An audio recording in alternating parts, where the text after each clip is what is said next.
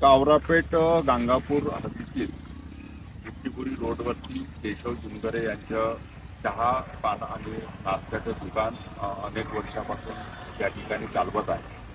काल दुपारच्या वेळेस एका ALPL कंपनीच्या सप्रा कंपनीच्या सुपरवायझर म्हणून दर्शन बेले याच्या 5-6 गाड्या या रोडवरती कोळसा घेऊन वाहतूक करते.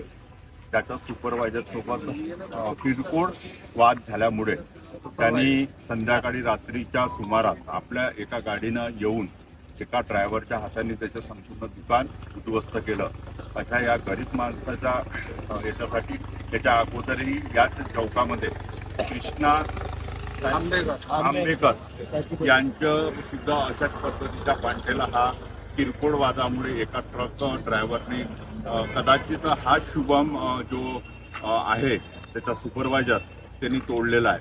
तर ही घटना अत्यंत गंभीर आहे.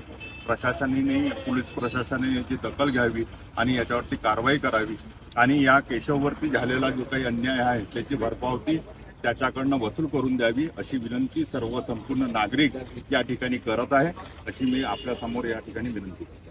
आणि दुसरं असं की पोलीस प्रशासनाकडे अनेकदा आम्ही लोकांनी या संदर्भात तक्रार केल्या की या रस्त्यावरती वाहतूक चालत असताना रस्त्याच्या बाजूला मोठे मोठे 10-15 चाकी ट्रक या ठिकाणी उभे राहतात आणि त्याच्यामुळे ॲक्सिडेंट होण्याची फार मोठ्या प्रमाणामध्ये भीती निर्माण होते.